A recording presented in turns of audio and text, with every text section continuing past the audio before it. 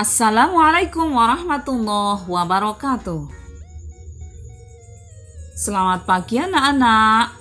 Apa kabarnya kalian? Semoga kita selalu sehat ya. Alhamdulillah kita dapat bertemu dengan materi. Mari membaca Al-Quran Surah At-Tin dengan subtema materi makna kandungan surah At-Tin. Namun sebelumnya, marilah kita berdoa terlebih dahulu.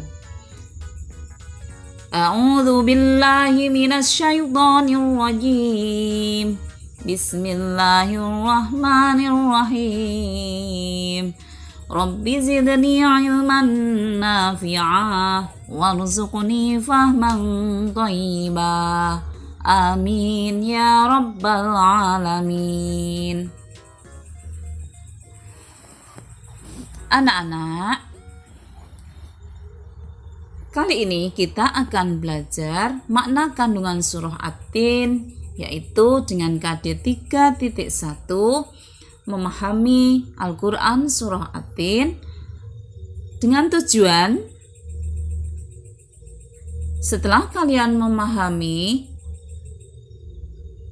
kandungan surah At-Tin, kalian dapat menganalisis makna kandungan surah At-Tin ayat 1 sampai 8. Sebelum kalian belajar makna kandungan surah At-Tin, maka kalian harus bisa membaca surah At-Tin ayat 1 sampai 8 dengan tartil.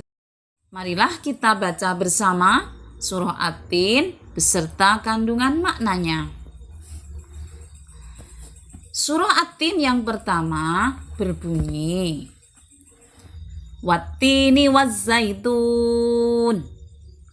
Nah, di situ ada kalimat Wattini wazzaitun yang artinya buah tin dan zaitun, yang merupakan kinayah atau ungkapan tentang Damaskus, tempat diutusnya Nabi Nuh alaihissalam, yang banyak ditumbuhi pohon tin, dan Baitul Maqdis, tempat diutusnya Nabi Isa alaihissalam, yang banyak ditumbuhi pohon zaitun. Buah tin menjadi obat yang banyak sekali manfaatnya, memperhalus fisik, mengencerkan dahak, membersihkan ginjal, menghancurkan batu pada saluran air seni, menggemukkan badan, dan dapat melonggarkan rongga hati dan limpa. Sedangkan khasiat buah zaitun adalah memiliki keistimewaan karena kandungan minyaknya yang berlimpah, sehingga dapat dipergunakan di daerah yang kurang memiliki minyak. Minyak zaitun ini bisa digunakan untuk menyembuhkan luka. Kandungan yang kedua yaitu ayat yang berbunyi Waturi sinin. Nah, di situ diungkapkan tentang Bukit Sinai atau Bukit Tur Sinai, yaitu sebuah gunung tempat Allah berbicara langsung kepada Nabi Musa. Nabi Musa ketika itu diangkat menjadi rasul. Di tempat inilah Rasulullah melaksanakan sholat pada malam Isra Mi'raj sebagai bentuk penghormatan pada kesucian tempat tersebut.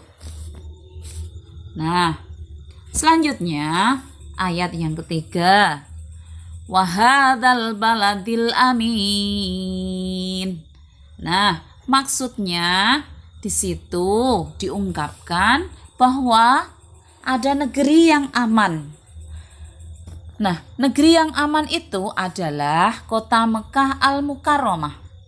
Allah berfirman dengan keempat tempat tersebut sebagai isyarah perintah untuk mengetahui dan mempercayai turunnya wahyu Allah kepada para rasul ulul azmi dari kalangan rasul.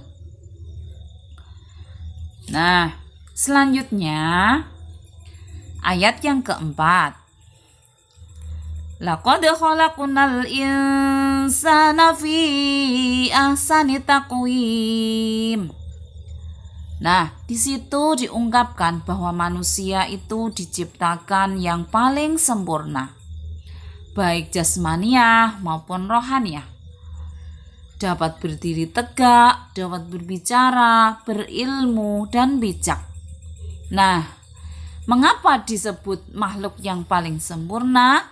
Karena manusia dibekali dengan akal pikiran dan hati yang dapat berfungsi dengan baik, dapat membedakan yang baik dan yang buruk, yang jelek dan yang bagus. Sehingga memungkinkan bagi manusia itu untuk menjadi khalifah di muka bumi ini. Selanjutnya ayat yang kelima yang berbunyi, Summa radadnahu asfala safilin.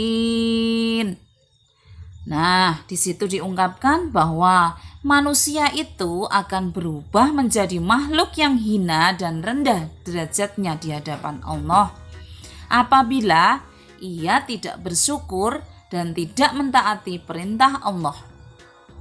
Nah, orang yang seperti itu tidak taat kepada Allah, tempatnya adalah di neraka yang selalu menyengsarakannya.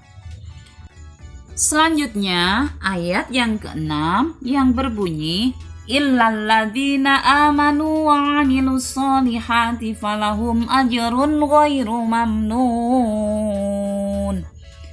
Nah, di situ diungkapkan bahwa manusia yang akan selamat dari kehinaan adalah orang yang beriman dengan sungguh-sungguh dan membuktikannya dengan ibadah dan amal soleh. Mereka akan mendapatkan pahala yang tidak ada putus-putusnya, yaitu balasan surga dengan segala kenikmatannya dan kekal di dalamnya. Selanjutnya ayat ke-7 yang berbunyi, fama yukadzibuka ba'du biddin.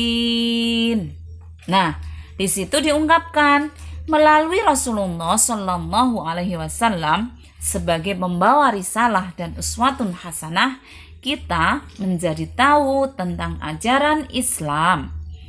Kita tidak boleh mendustakan ajaran yang dibawa oleh beliau, karena mendustakan ajarannya berarti sama dengan mendustakan Allah dan balasannya adalah neraka.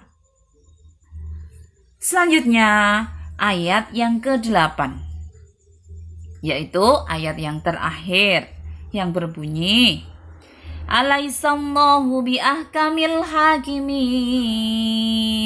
Nah, di situ diungkapkan bahwa Allah adalah hakim yang paling adil.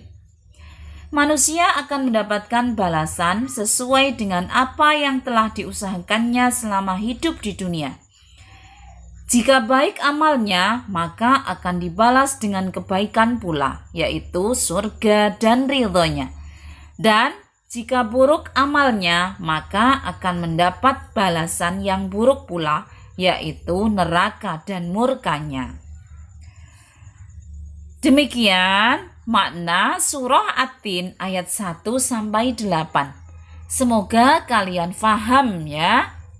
Silahkan dipelajari. Semoga kalian mendapatkan ilmu yang bermanfaat. Amin ya rabbal alamin. Wassalamualaikum warahmatullahi wabarakatuh.